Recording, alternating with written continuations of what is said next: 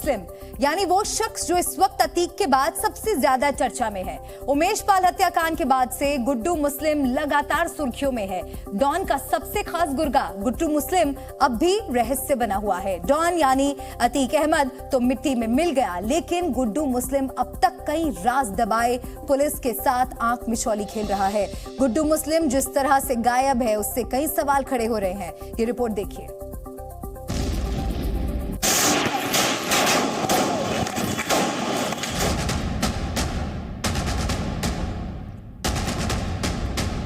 अतीक का राजदार गुड्डू बमबाज।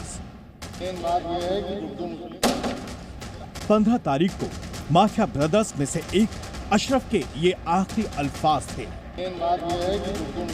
दिखने में एकदम कोल्ड ब्लडेड मर्डर, लेकिन इस मर्डर में भी कई राज छिपे हैं। अशरफ के आखिरी शब्द गुड्डू मुस्लिम कई सवाल पीछे छोड़ गए। जैसे सवाल नंबर 1, गुड्डू बमबाज पर क्या खुलासा करने वाला था अशरफ। सवाल नंबर 2, बमबाज के पास माफिया ब्रदर्स के कितने राज छिपे हैं।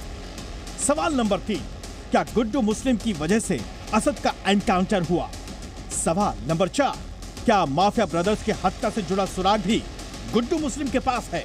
सवाल नंबर 5, क्या बमबाज ने माफिया ब्रदर्स को डबल क्रॉस किया है। अतीक अहमद की माफिया फैमिली का सबसे बड़ा वफादार कहें या राजदार, 30 साल तक गुड्डू मुस्लिम अतीक का सबसे भरोसेमंद गुर्गा रहा है या यूं कहे बमबाज रहा है। इससे पहले गुड्डू मुस्लिम ने श्री प्रकाश शुक्ला, मुख्तार अंसारी, धनंजय सिंह और अभय सिंह समेत कई कथित बाहुबलियों और माफियाओं के लिए करीब 2 दशक तक बमबाजी की थी। क्रिमिनल है वहाँ का, प्रयागराज का, और पकड़ा जाएगा। ये हायर्ड असैसिन भी है। भाड़े पे हत्याएं करना, गुंडागर्दी करना, डिफरेंट माफियाज के लिए काम करना इसका काम है। इस पे टीमें लगी हुई हैं। जल्दी ही मेरी ओपिनियन है कि अकाउंट फॉर हो जाएगा। बमबाजी प्रयागराज में बड़ा पुराना अपराध है। मैं इलाहाबाद में पढ़ा हूँ, मतलब वहाँ पे आए दिन बमबाजी होती थी। तो ये कोई नई बात नहीं है, पर इधर बहुत रुका हुआ था। और ये जो घटनाक्रम की हुआ 24 फरवरी का, ये अप्रत्याशित था। किसी को उम्मीद नहीं थी कि इस प्रकार का बड़ा हत्याकांड वहां पर हो जाएगा। उमेश पाल हत्याकांड में अतीक के बेटे असद और बाकी शूटरों के अलावा गुड्डू मुस्लिम सीसीटीवी में सबसे ज्यादा कैद हुआ था। एक हाथ में बमों से भरा काला बैग और दूसरे हाथ से बमबाजी कर उसने उमेश पाल हत्याकांड में अहम भूमिका निभाई थी। उमेश पाल की हत्या के बाद से गुड्डू मुस्लिम लगातार फरार चल रहा है। गुड्डू मुस्लिम 5 लाख का इनामी बदमाश भी है। माफिया अतीक का बेटा असद पुलिस एनकाउंटर में 13 अप्रैल को मारा गया था, जिसके बाद सूत्रों ने दावा किया कि एसटीएफ के रिमांड के दौरान गुड्डू मुस्लिम को लेकर कई अहम जानकारियां हाथ लगी थी। गुड्डू मुस्लिम हथियार तस्करी के पूरे नेटवर्क को डील करता था। पाकिस्तानी खुफिया एजेंसी आईएसआई से हथियार मंगाने से लेकर हथियारों के पंजाब के रास्ते यूपी तक पहुंचने की जिम्मेदारी भी अतीक ने गुड्डू मुस्लिम को ही दी थी। अतीक को पता था कि उसके बेटे असद के पीछे पुलिस यूपी एसटीएफ पड़ी है, लिहाजा अतीक अपने बेटे को बचाने के लिए पूरा दिमाग लगाए हुए था। लेकिन अब 15 तारीख को अशरफ अहमद ही नहीं, अतीक अहमद का भी गेम ओवर हो चुका है और गुड्डू मुस्लिम का अब तक अता पता नहीं है। लेकिन अशरफ के पास जब माइक पहुंचता है तो अशरफ कहता है गुड्डू मुस्लिम, इसके ठीक बाद हत्या हो जाती है। देखिए गुड्डू मुस्लिम यानी कुछ नाम और आते हैं। सवाल तो ये भी खड़ा होता है ना कि गुड्डू मुस्लिम फरार है, असद गुलाम मार दिए गए, शाइस्ता फरार है, लेकिन गुड्डू मुस्लिम नहीं पता। क्या ये माना जा सकता है कि गुड्डू मुस्लिम वो कड़ी है जो विरोधियों से मिलकर अब अतीक और अशरफ को जो है मरवाने की प्लानिंग कर चुका था? इस बात से पूरी तरीके से इस बात की आशंका जाहिर की जा रही है कि शायद गुड्डू मुस्लिम ने ही इस पूरे उसके हत्याकांड की जो स्क्रिप्ट है, हो सकता है कि उसके विरोधियों के साथ मिलकर के रची हो। यही वजह है कि गुड्डू मुस्लिम का जो नाम लेता है अशरफ और ठीक बाद उसके कान पर पिस्टल सटा करके मारी जाती है और दोनों भाई जो माफिया ब्रदर्स हैं जमीन पर गिर जाते हैं और यही वो राज जो है दफन हो जाता है। लेकिन जो चिट्ठी है, जो जी मीडिया अपने दर्शकों को बता रहा है, जो लेटर लिफाफे के अंदर बहुत राज छुपे हुए हैं। गुड्डू मुस्लिम जैसे ही अशरफ के मुंह से ये शब्द निकला था, गोलियां अशरफ और अतीक को छलनी कर चुकी थी। सवाल है कि क्या अशरफ कोई नया खुलासा करने वाला था? हालांकि अतीक की एक चिट्ठी सामने आई है जिसमें दावा किया गया है कि इसे सुप्रीम कोर्ट में दिया गया था। माना जा रहा है कि इस चिट्ठी में कई राज छिपे हैं। बिल्कुल बिल्कुल, इस बंद लिफाफे में वो नाम जरूर होंगे जो सियासी नाम है, जो उसकी कभी मदद करते थे। माफिया ने मदद करके उनको बड़ा बनाया, बड़े प्लेटफॉर्म दिए, बड़ा उनका पॉलिटिकल ग्राफ बढ़ाया। तो ऐसे में वो बेनकाब, जाहिर से बात है, इस बंद लिफाफे में हो जाएंगे। जब इसका राज फास होगा, ये लिफाफा खुलेगा, जब लिफाफा सामने आएगा, लिफाफे के भीतर जिन नाम है, जी मीडिया के पास जो पुख्ता जानकारी है सोर्सेस के हवाले से, वो ये बड़ी जानकारी है कि 5 राजनेताओं के नाम है, 5 बड़े व्यापारियों के नाम तो है। देखिए, आपको बता दें कि लगातार जिस तरह से ये कहा जा रहा था, लिस्ट बनाई गई थी, और अतीक ने मरने से पहले जब कबूलनामा किया था तो 14 नाम जो है उनमें नाम बताए थे, 14 नाम। पुलिस के पास ये रिकॉर्ड है। सवाल है कि बमबाज के पास माफिया ब्रदर्स के कितने राज छिपे हैं। सवाल ये भी है कि गुड्डू मुस्लिम ने जिस माफिया अतीक अहमद की खिदमत 30 सालों तक की, क्या वही बमबाज डबल क्रॉस तो नहीं कर चुका है? गुड्डू मुस्लिम वो किरदार है जो लगातार जो है सस्पिशियस रहा है। ऐसे में ये माना जा सकता है। और गुड्डू मुस्लिम को अगर मैं बात करूं तो लखनऊ में बाकायदा अलग अलग गैंग के लिए वो काम कर चुका था। लखनऊ में गोम्स की हत्या में गुड्डू मुस्लिम का सामने आया था। हमने उस वक्त उस मामले को कवर किया था। और आपको बता दें, सामने से गोली मारने के बावजूद उसका नाम उस पूरे मामले से हटा दिया जाता है। तो तमाम बड़े माफियाओं के साथ काम कर चुका है गुड्डू मुस्लिम। अतीक, अशरफ और असद तीनों सुपुर्द खाक हो चुके हैं, इसलिए गुड्डू मुस्लिम के राज लगभग दफन हो चुके हैं। लेकिन अब भी गुड्डू मुस्लिम से जुड़ा सच अगर कोई जानता है तो वो है शाइस्ता परवीन, जो कि अब तक फरार है। फिलहाल गुड्डू मुस्लिम भी लगातार अपने ठिकाने बदल रहा है। ब्यूरो रिपोर्ट, जी मीडिया। उमेश पाल की हत्या में शामिल गुड्डू मुस्लिम को लेकर एसटीएफ के डीआईजी अनंत देव का बड़ा बयान सामने आया है। एसटीएफ जल्द गुड्डू मुस्लिम को गिरफ्तार करेगी। गुड्डू मुस्लिम अतीक का सबसे भरोसेमंद शख्स, गुड्डू मुस्लिम सबसे शातिर अपराधी शाइस्ता पर डीआईजी अनंत देव ने कहा, बुरके के कारण शाइस्ता को पकड़ना थोड़ा मुश्किल है। उमेश पाल के बचे हुए हत्यारे जल्द पकड़ेंगे। आपको सुनाते हैं अनंत देव का ये एक्सक्लूसिव इंटरव्यू। हमारे साथ बातचीत करने के लिए मौजूद हैं एसटीएफ के डीआईजी अनंत तिवारी। किस आधार पे आपने असद को पकड़ा और कैसे एनकाउंटर में वो मारा गया? देखिए, 24 फरवरी को ये लोमहर्तक हत्याकांड उमेश पाल का प्रयाग में हुआ था और वहाँ पर 2 सिपाही भी हमारे मारे गए थे। आप लोगों ने जो सीसीटीवी फुटेज था उसको आपने आप ही नहीं, आपके सभी जो भी चैनल्स हैं उन सब ने पूरे नेशनल लेवल पर इसको बहुत दिखाया गया है। और उस दिखाए जाने का एक परिणाम ये हुआ कि हमको मिलने में देरी हुई, और दूसरा परिणाम ये भी हुआ कि उसी के माध्यम से कुछ फ़ायदा मिला। डबल एजेड वेपन था इनफैक्ट, कि बहुत लोगों को उसका फ़ोटो मालूम था और जिससे कई हमको आसानी हुई वहाँ तक पहुँचने में। और परीक्षा पावर हाउस के पास में वहाँ पे कॉलोनी में, तो वहाँ पर का एक ये था कि ये इसका अतीक का अड्डा है, जिस पर कि इसके पहले के इनके गए मेंबर्स यहाँ रुक चुके हैं। और यहाँ पर तो उसी के आसपास इनकी सूचना मिली कि ये और गुलाम दोनों ये यहाँ पर हैं। तो इसी सूचना पर यहाँ पर से हमारी टीमें गई थी और वहाँ पर इनको इंटरसेप्ट किया गया। इन्होंने पुलिस पार्टी फायर किया, आत्मरक्षार्थ किए गए फायर पर वो इंजर्ड हुआ, उसको अस्पताल ले जाते समय उसकी डेथ हुई। अनंत जी, गुड्डू मुस्लिम का नाम बार बार आ रहा है। असद का एनकाउंटर हुआ, उसके बाद आप लोग गुड्डू मुस्लिम को अभी ढूंढ रहे हैं। गुड्डू मुस्लिम लगातार फरार है। आपने वीडियो देखा होगा जब अतीक और अशरफ को गोली लगती है, उस वक्त वो लोग भी गुड्डू मुस्लिम का नाम ले रहे थे, इतने में उनको गोली लग गई। क्या गुड्डू मुस्लिम के पीछे कोई बड़ा राज है? क्या जानकारी अब तक जांच में आपको मिलकर सामने आ पा रही है? देखिए, गुड्डू मुस्लिम के पीछे कई टीमें लगी हुई हैं और गुड्डू मुस्लिम सबसे इसमें शातिर बदमाश इस सेंस में है कि विगत करीब 30 वर्षों से वो अपराध जगत में है। और वो इसके पहले भी उसको बमबाज कहा जाता है, तो वो फरारी काटने का और ढेर सारे बड़े बड़े हीनियस क्राइम करके लगातार वो पुलिस से दूर रहने के बारे में वो काफ़ी जानकार है। और इसके पहले भी फरारी वो लंबी काट चुका है। कोई यूपी के भी कई जो अन्य और इसके साथ के गैंग्स हैं अतीक के साथ वाले, उनसे भी उसके संपर्क रहे हैं। शाइस्ता परवीन कहाँ है? एसटीएफ को इसकी कोई जानकारी मिल पाई? क्योंकि लगातार ये कहा जा रहा था कि शाइस्ता परवीन सरेंडर कर सकती हैं, बेटे के जनाजे में शामिल हो सकती हैं, पति के जनाजे में जा सकती हैं, लेकिन शाइस्ता परवीन अभी तक फरार है। हाँ, उन पर 50,000 रुपये का पुरस्कार घोषित है, लगातार फरार चल रही हैं, अपने ठिकाने बदल रही हैं और थोड़ा सा बुर्का और पर्दा नसी होने के कारण भी एक थोड़ा लिमिटेशन है, जिससे कि उनके बारे में भी सूचनाएं कम आ पा रही हैं और उनको जो कि पहचानने वाले की और ये एक लिमिटेशन जरूर पुलिस की है।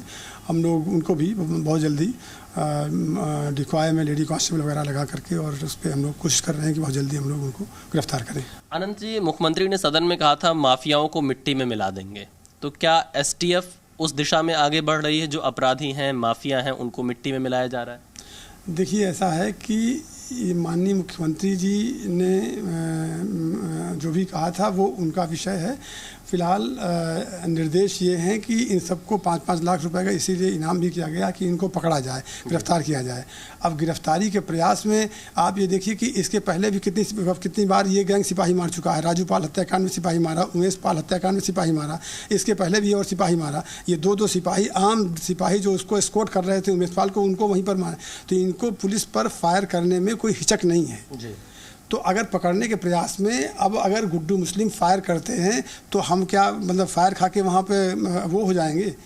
उमेश पाल हत्याकांड के 9 आरोपियों में से अब तक 6 किरदारों की कहानियों का दी एंड हो चुका है, बाकी 3 फरार चल रहे हैं। अब आपको बताते हैं कि ये आरोपी हैं कौन कौन। अरबाज 27 फरवरी 2023 को एनकाउंटर में मारा गया। जिस क्रेटा गाड़ी का इस्तेमाल शूटर्स कर रहे थे, अरबाज उसी गाड़ी को चला रहा था। उसके अलावा दूसरे किरदार के बारे में भी आपको बताएं, उसका नाम है उस्मान। उस्मान भी 6 मार्च 2023 को एनकाउंटर में मारा गया। उस्मान अतीक का शार्प शूटर था और उमेश पाल हत्याकांड के दिन पहली गोली उस्मान ने ही चलाई थी। तीसरा किरदार असम अहमद भी पुलिस एनकाउंटर में 13 अप्रैल 2023 को मारा गया। अतीक अहमद का ये वही बेटा है जो उमेश पाल की हत्या करने में शामिल था। इसके अलावा अगला किरदार गुलाम भी उसी दिन एनकाउंटर में मारा गया। गुलाम और असद एक ही बाइक से भाग रहे थे। जवाबी कार्रवाई में पुलिस ने दोनों को ढेर कर दिया। असद भी उमेश पर फायरिंग कर रहा था। इसके बाद अतीक अहमद की हत्या 15 अप्रैल 2023 को हो गई। अतीक अहमद उमेश पाल हत्याकांड का मास्टरमाइंड था। खुद अतीक ने भी कबूल कर लिया था कि उमेश पाल की हत्या उसी ने कराई। अशरफ अहमद भी अपने भाई और माफिया डॉन के साथ हथियारों की गोलियों का शिकार हो गया और मौके पर ही मारा गया। लेकिन अतीक अहमद की पत्नी शाइस्ता परवीन अब भी फरार है। पुलिस लगातार उसे तलाश रही है, जबकि बमबाज गुड्डू मुस्लिम भी फरार है और अतीक का शूटर साबिर 5 लाख का इनामी बदमाश है, वो भी फरार है। इसके अलावा एक और आरोपी अरमान भी अब तक यूपी पुलिस की गिरफ्त से दूर है। प्रयागराज सहित पूरे उत्तर प्रदेश में इस वक्त सबसे बड़ी तलाश चल रही है। यूपी पुलिस और एसटीएफ की टीमें माफिया अतीक की पत्नी शाइस्ता परवीन को ढूंढ रही है।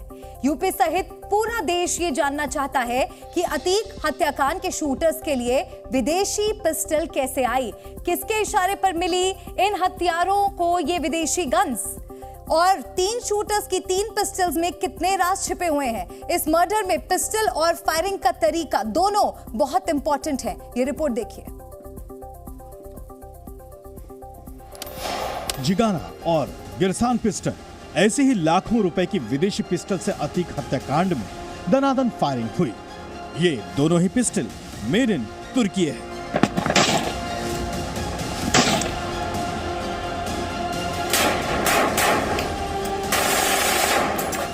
खास बात यह है कि इनमें एक बार में 15 गोलियां लोड होती हैं और तेज रफ्तार से फायरिंग होती है।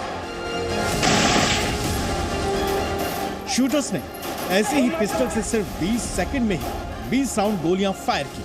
बताया जाता है कि इसका इस्तेमाल करना आसान है और हमला करने की ताकत जबरदस्त।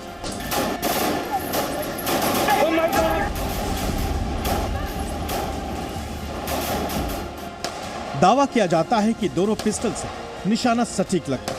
हल्की पिस्टल पकड़ने में आसान और दमदार होती है। ऐसा कहते हैं कि लगातार फायरिंग के बाद भी ये पिस्टल न तो गर्म होती है और न ही आसानी से जाम होती है। जिगाना और गिरसान पिस्टल की कीमत करीब 7 लाख रुपए बताई जाती है। अलग अलग कैमरे से रिकॉर्ड हुई इन तस्वीरों को देखिए। इन पिस्टल की मदद से शूटरों ने कैसे सेकंड्स में अतीक का काम तमाम कर दिया। इनकी फायरिंग रेंज करीब 50 मीटर तक है, लेकिन पॉइंट ब्लैंक रेंज में इस गन ने और भी ज्यादा घातक वार किया। जिगाना और गिरसान ये दोनों पिस्टल भारत में बैन है। बताया जाता है कि इन्हें गैर कानूनी तरीके से बॉर्डर क्रॉस करके लाया जाता है। पाकिस्तानी ड्रोन के जरिए भी ऐसे हथियार सीमा पार से आते हैं। बैन होने के बावजूद अपनी खासियतों की वजह से अक्सर इस गन्स को गैंगस्टर इस्तेमाल करते हैं। मुस्लिम माफिया अतीक और अशरफ की हत्या से पहले भी ऐसी पिस्टल का इस्तेमाल मर्डर के लिए हो चुका है। मशहूर सिंगर सिद्धू मूसेवाला के मर्डर में भी जिगाना पिस्टल इस्तेमाल हुई थी। अब यूपी पुलिस के सामने सवाल है कि इतनी महंगी, लेटेस्ट और मुश्किल से मिलने वाली बंदूकें लवलेश, अरुण और सनी जैसे शूटर्स के पास कैसे आई? गरीब होने के बावजूद इनके लिए महंगी गन कहां से आई? एक बात क्लियर है कि तीनों शूटर्स को भी इन दोनों विदेशी पिस्टल्स पर ज्यादा भरोसा था। यूपी पुलिस के मुताबिक तीनों शूटर्स एक जिगाना पिस्टल, एक गिरसान पिस्टल और एक देसी बंदूक लेकर आए, यानी उनको भी विदेशी बंदूक पर ज्यादा भरोसा था। अतीक हत्याकांड को किसने फंडिंग की, किसके ऑर्डर पर फायरिंग हुई, इन सवालों के जवाब जानने के लिए यूपी पुलिस तीनों शूटर्स से पूछताछ कर रही है। ये भी पता किया जा रहा है कि क्या इन हत्यारों को अतीक की हत्या के लिए किसी का सपोर्ट मिल रहा था। क्या इसके पीछे कोई बड़े गैंगस्टर का हाथ हो सकता है, कोई बड़े गैंग इसके पीछे हो सकती है जिसने अतीक और अशरफ की हत्या कराई, और साथ ही क्या ये कोई साजिश का हिस्सा है, कोई बड़ी प्लानिंग इसके पीछे हुई थी, या फिर ये तीनों जैसा कि एफआईआर में लिखा गया है कि सिर्फ अपने नाम को बढ़ाने के चक्कर में अतीक और अशरफ की हत्या कर गए, या इसके पीछे कोई और है जो अपने राज छुपाना चाहता हो, जो साजिश के पीछे हो। पुलिस और एसटीएफ इन्हीं तमाम चीज़ों पर पूछताछ कर रही है और ज़्यादा जानकारी जुटा रही है। अतीक के मर्डर का हथियार सीमा पार से आया, अब उसकी हत्या के तार भी सरहद पार से जुड़ रहे हैं। जो हथियार इस्तेमाल हुए उनको जरूर पाकिस्तान से स्मगल करके लाया गया। पिछले कुछ सालों से पाकिस्तान ड्रोन के जरिए बॉर्डर के करीब से हथियार गिराता है और अतीक अहमद भी अपने गैंग के लिए पाकिस्तान से आए हथियारों को इस्तेमाल करता था। पिस्टल के साथ साथ अतीक के शूटरों पर भी लगातार खुलासे हो रहे हैं। अतीक अहमद की हत्या करने वालों का सुंदर भाटी गैंग से कनेक्शन सामने आया है। पुलिस के मुताबिक सनी सिंह ने ही अशरफ को गोली मारी थी। यूपी की हमीरपुर जेल में कई साल तक सनी सिंह बंद था। इसी दौरान पश्चिमी उत्तर प्रदेश का खूंखार गैंगस्टर सुंदर भाटी भी उस जेल में बंद था। सूत्रों के मुताबिक जेल में ही दोनों की मुलाकात हुई थी और सनी सुंदर भाटी का करीबी बन गया। दावा है कि जो विदेशी पिस्टल मिली है वो सुंदर भाटी गैंग ने ही उसे दी थी। हत्याकांड का सबसे बड़ा सबूत है मेड इन तुर्की पिस्टल। किसने फायरिंग का ऑर्डर दिया और किसने हथियारों की सप्लाई की, हर एक साजिश की परतें एक एक करके खुलती दिख रही हैं। प्रयागराज से राजू राज, विशाल रघुवंशी और मोहम्मद गुफरान के साथ ब्यूरो रिपोर्ट, जी मीडिया।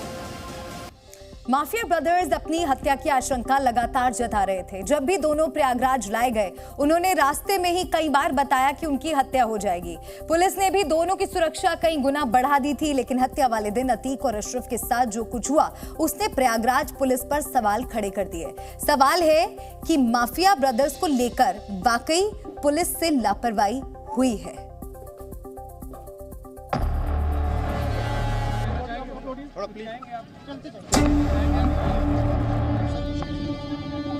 इस बारे में क्या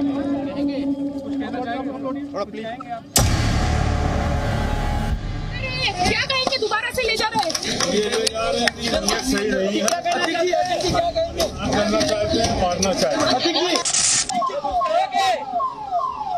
मेरी हत्या, क्या जी? मेरी हत्या करना चाह रहे हैं। मेरी हत्या आपको डर है? आपकी हत्या हो जाएगी। अतिक जी डर है आपको? डर है क्या आपको? नहीं, मुझको इनका प्रोग्राम मालूम है। क्या है? क्या लग रहा है आपको? हत्या करना चाहते हैं। आज मुझे इलाहाबाद में धमकी दी गई है, हाँ, कि 2 हफ्ते के अंदर तुम्हें फिर से जेल से किसी बहाने से निकालेंगे, हाँ, और निपटा देंगे।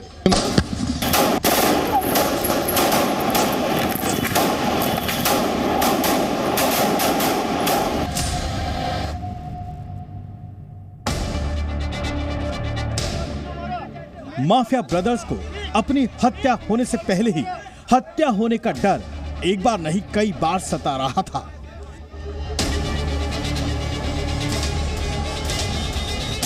साबरमती जेल से निकलते वक्त भी अतीक अहमद ने इस डर को कई बार बताया था।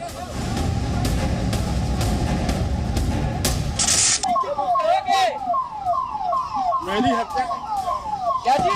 मेरी हत्या करना चाह रहे हैं। मेरी हत्या आपको डर है, आपकी हत्या हो जाएगी। अतिक जी डर है आपको? डर है क्या आपको? नहीं, मुझको इनका प्रोग्राम मालूम है। क्या है, क्या लग रहा है आपको? हत्या करना चाहते हैं। कुछ ऐसा ही डर अतीक के भाई और उमेश पाल हत्याकांड के आरोपी अशरफ को भी था। जब उसे बरेली जेल से प्रयागराज लाया जा रहा था, यहाँ तक कि उसने एक चिट्ठी के जरिए अपनी हत्या होने के बारे में जिक्र किया था। एक बार आप भी सुनिए क्या कहा था अशरफ ने। आज मुझे इलाहाबाद में धमकी दी गई है कि 2 हफ्ते के अंदर तुम्हें फिर से जेल से किसी बहाने से निकालेंगे और निपटा देंगे। ये किसने दी है? किसने? एक बड़े अफसर ने दिए, मैं उनका नाम नहीं ले सकता। यूपी पुलिस का है। पूरी बात है नहीं बता सकता मैं। अच्छा, आप पर उमेश पाल की भी हत्या। माननीय चीफ जस्टिस को और इलाहाबाद के चीफ जस्टिस को और माननीय मुख्यमंत्री को मेरा बंद लिफाफा पहुंच जाएगा अगर मेरी हत्या होती है। यही नहीं, अतीक अहमद की भी एक चिट्ठी सामने आई है जिसमें कई राज छिपे होने का दावा किया गया है कि लिफाफे के अंदर जिन नामों को जो ये कहा जा रहा है कि जिन नामों पर शक जताया जा रहा है वो नाम बंद हो सकते हैं, क्योंकि जो पूरा कनेक्शन है वो जो है इस पर दिखाई पड़ रहा है। किससे किसका कनेक्शन रहा है या अतीक और अशरफ की किससे किससे मदद की है, क्योंकि राजदार जो है वो अतीक और अशरफ उनके हो गए थे। एक एक करके राज जो है अतीक और अशरफ जो है उगल रहे थे। आखिरकार जिस बात का अंदेशा था वो सच साबित हुआ। भारी सुरक्षा के बीच प्रयागराज पुलिस लगातार अतीक और अशरफ के साथ साए की तरह रही, लेकिन हत्या वाले दिन कुछ अलग तरह के हालात दिखाई देने लगे।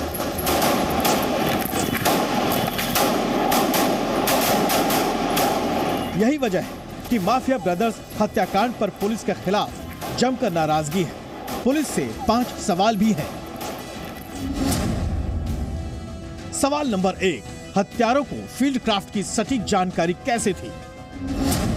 सवाल नंबर 2, माफिया ब्रदर्स का मेडिकल कराने के लिए अस्पताल क्यों लाया गया? सवाल नंबर 3, पुलिस की गाड़ी गेट के बाहर ही क्यों रोक दी गई? सवाल नंबर 4, भारी सुरक्षा में रखे गए माफिया ब्रदर्स की सुरक्षा में कैसे चूक हुई? सवाल नंबर 5, पुलिस ने जवाबी फायरिंग क्यों नहीं की? खुद यूपी के पूर्व डीजीपी विक्रम सिंह भी माफिया ब्रदर्स हत्याकांड को लेकर पुलिस की कार्यशैली पर सवाल उठा रहे हैं।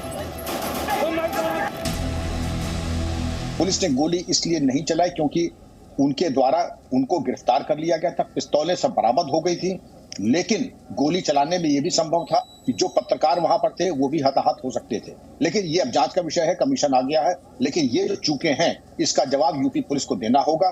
मात्र 17 कर्मियों का निलंबन पर्याप्त नहीं है कि जब साबरमती से प्रयागराज लाए गए थे पूरी सावधानी बरती गई, प्रयागराज से साबरमती ले गए पूरी सावधानी बरती गई, दोबारा लाए पूरी। यहाँ पर हमें लगता है कि वो बेफिक्र हो गए कि यहाँ प्रयागराज में हम होम टर्फ में, यहाँ कुछ नहीं होने वाला है, और वो बेफिक्री और वो लापरवाही, उनकी वर्दी और उनकी भावभंगिमा वो साफ दिखाई दे रही है। यही नहीं, नेताओं ने भी जिस तरह से लापरवाही हुई उस पर सवाल दागे हैं।